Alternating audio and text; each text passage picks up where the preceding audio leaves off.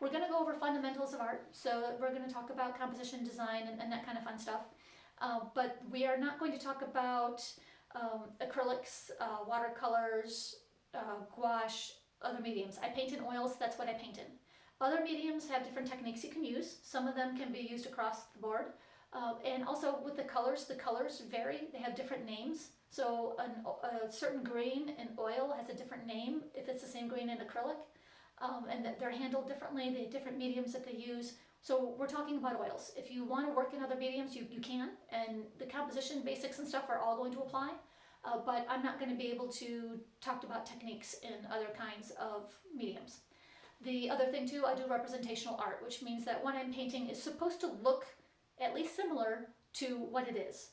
So I'm not doing anything funky, weird, abstract. We'll talk about abstraction as a tool for seeing things. But beyond that, if you want to do abstract art, this is not the place for you. So if you're interested in representing what you see, whether that be landscape, whether that be portrait, whether it be painting pets, whether it be painting wildlife, even doing still lifes, you'll gain something from this. So this is a representational class. We're also not talking about business. I can't figure that out. I'm struggling with that side of it. So we're not going to talk about the business of art. So if you want to know how to sell, how to price things, blah, blah, blah, I'm not the person. So we are going to pretty much be talking about art fundamentals and how to get started into painting and how to approach painting. All right, so jumping ahead. First half of the class is not about painting. It's about learning those fundamentals. Let's imagine you want to fly a plane. Your plane has to be built well. You need a strong structure. You need the parts to be working.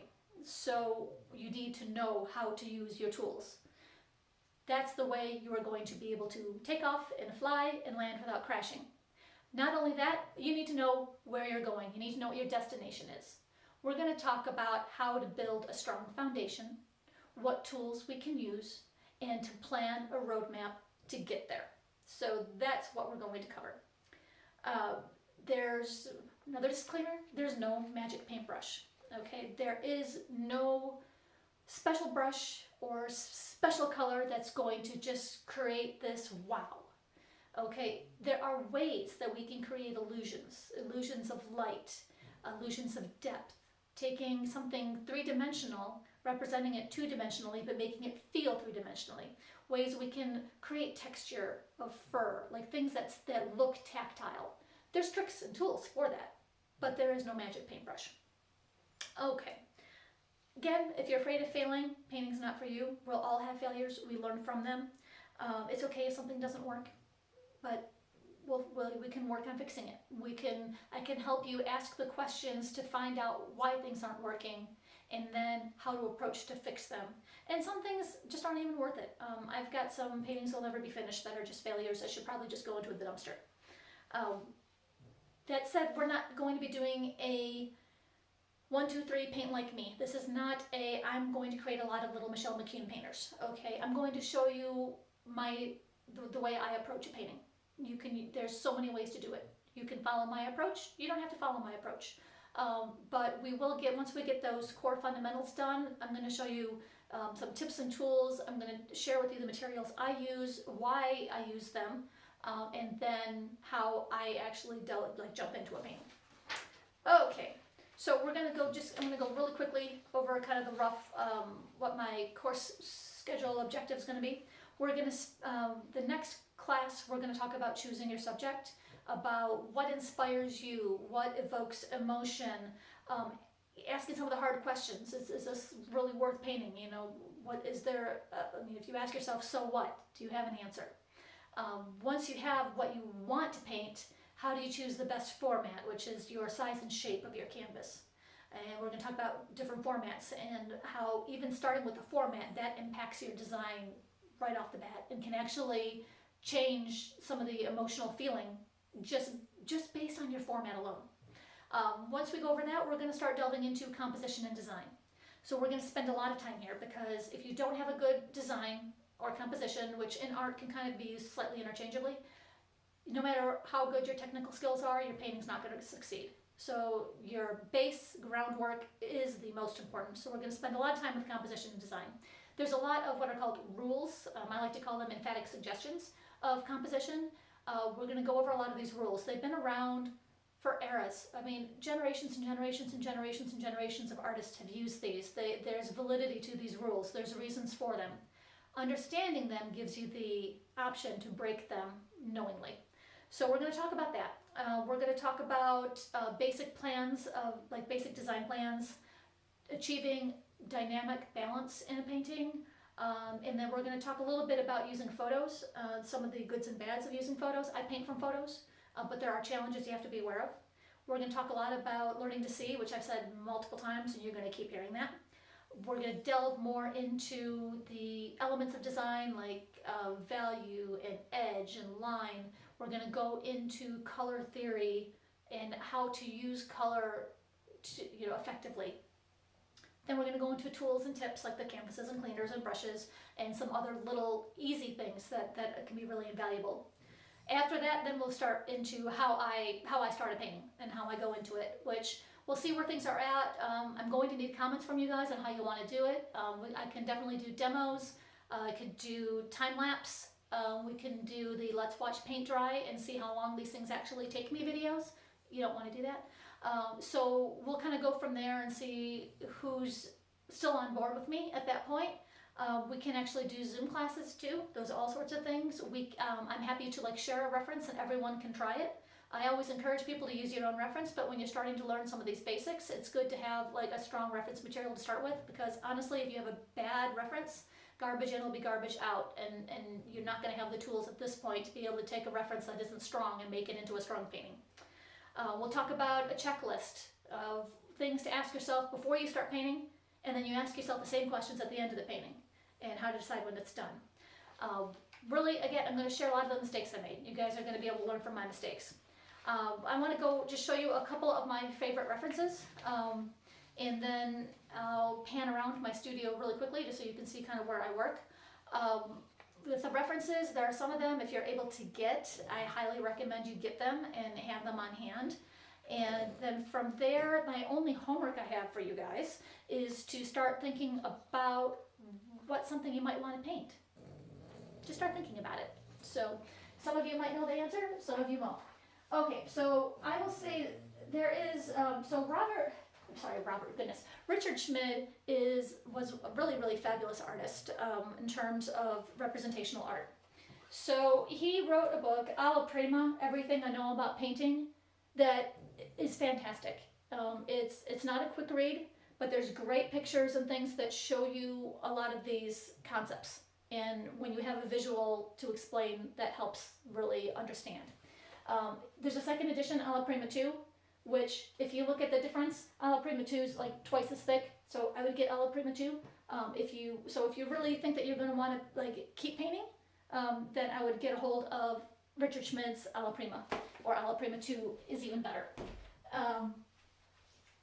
In terms of color, a lot of people are interested in color theory. One of the best references for color is Color Choices by Stephen Quiller. So this is one of the best ones that's out there for color. There's endless books on color and color theory. Pretty much we're going to break color theory down we are going to have to talk about some of the definitions of some of the terms, but I'm not going to spend a lot of time with color theory because it's just understanding the basics so you know how to use color and what color does. Two of my favorite design and composition books, which again, if you're able to get them as we're talking about it, they're really helpful in terms of visuals, is A Painter's Guide to Design and Composition by Margot Schultzky, and then The Simple Secret to a Better Painting, which is by Greg Albert. This one I really find really helpful in terms of understanding some of the concepts presented visually. So both of these books are two of my favorites. I have endless resources.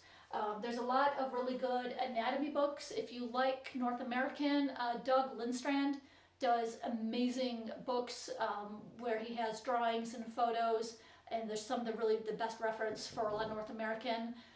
There's all sorts of anatomy books out there. I can give you guys more recommendations. Just message me if you want them. And anything that helps.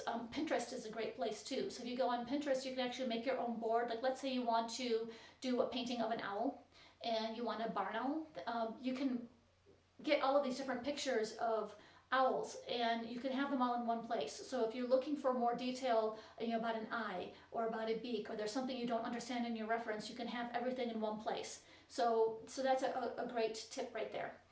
So we're going to do a quick little pan around and then I'm going to wrap it up for today. Next week we'll be delving into choosing subject matter, and depending on time we may start some composition. I'm trying to keep these to like 20 to 30 minutes. This one probably went over because there was a lot to cover today. And if you have any questions, let me know. You can reach out to me. Either I think you can comment on YouTube videos, so you can reach out that way. You can go to my Facebook page, Instagram, or to my website. My website, if you go there, you can sign up for my email list, and that will give you, sometimes I do specials to my email subscribers. I also sometimes just send out some inspiration, stories behind things. I share a lot of photos, new paintings, and that kind of stuff.